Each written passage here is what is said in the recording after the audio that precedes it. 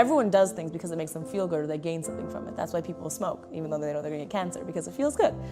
I didn't wake up and think that I need to write something mean to someone. Why didn't I do that? Let me think. It's because, well, one, I'm busy. I'm happy. That doesn't make me happy. Doing that won't make me happy. And I just don't see the need to do that. So why did this person feel the need to do that? So then I put myself in their shoes. Well, clearly they gained something from this, or else people don't do things.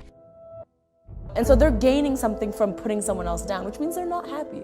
They're not in a happy place. They're not accomplishing the goals they want to accomplish. When someone writes something on the internet, they're not telling your story, they're telling theirs. They're telling their story of unhappiness of not being where they want to be. And I really believe that. So there's many times where I read a hate comment and I go, oh, I'm gonna roast you, and I write something and I literally just delete it, because I'm like, you have your own issue you're dealing with, and it's gonna be to no benefit to me to respond. You can't control the environment you're in. You know, when you have a really, really bad day, you can't control the other driver that cut you off. You can't control whoever was mean to you. You can't control the fact that you missed the elevator. You can't control any of those things. You can only control yourself. So it's about being more proactive. How do you do that? Well, okay, if a driver's gonna cut you off, play some really good music so you're in a good mood. Leave 5 minutes earlier. You know what I mean? If you missed the elevator and you were late, wake up earlier. Anything we do, any action we make, I believe we have many layers as to why we made that decision. At the top is like, oh, I made this decision, what I tell everybody else of why I made that decision. The second layer is what I tell myself. So say if I took this glass and I broke this glass. Okay, what I tell everybody else is like, oh, it slipped, the glass slipped. Then what I tell myself when I dig a little deeper is, oh, I thought it would be funny, so I broke the glass, okay? Then if I dig really, really deep into well, the real reason I smashed this glass, it would be because, honestly, I think the segment I was doing really, really bad and I wanted a distraction. We lie to ourselves all the time about why we did something, why we said something. Sometimes our instincts can kick in. Like if you ask me an uncomfortable question, I'll respond right away because it's uncomfortable.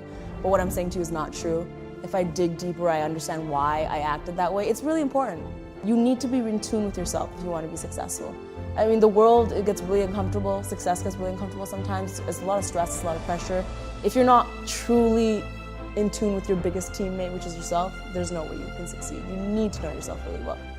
I have a very good idol, and his name is Dwayne "The Rock" Johnson.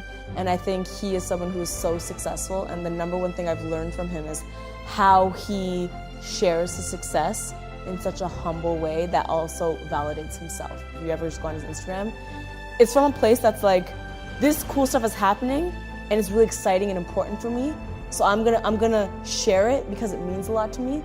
But this doesn't make me better than anybody else, and nor does this put me on a pedestal of any type. Not because it's gonna alter the way you think about it, I'm just proud of this thing. And so I think we need to change our association, our relationship with our success in that way. Even now when I accomplish something, I don't care how many people come up to me and say, congratulations, you did really well, this is a cool thing. When I lie down at bed, I literally hug myself and I'm like, you did really good. That was a really good thing you did today. Even today, with all the people that are validating me, it still means something for me to tell myself, you did a really good job.